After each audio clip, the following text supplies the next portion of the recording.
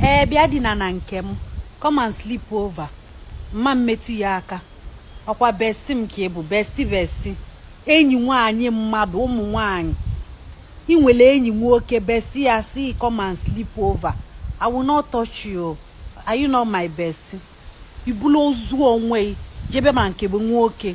Olu odinalan mgbu nwe dinalan. Next thing ọtụkwasị ọkpa. Next thing ọsụlụ amụ asụnye n'ikpu. Next thing ọlaị. Ọlasịa ikunye tichara naba. Ikunye tichara naba. Echi isi enyi nwoke. Baby, there is something I want to tell you. Baby, me my best friend ma. There onwe one day ndị na nke mana o metụlọkwa m aka.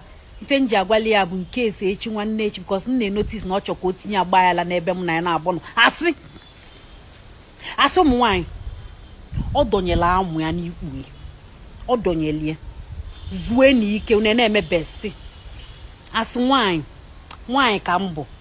Adịlọ m in support of nwaanyị. Ịbụlụ nwaanyị na-enwe besti bụ nwoke. Ọ ya ala iwu ọcha ka ọ bụ.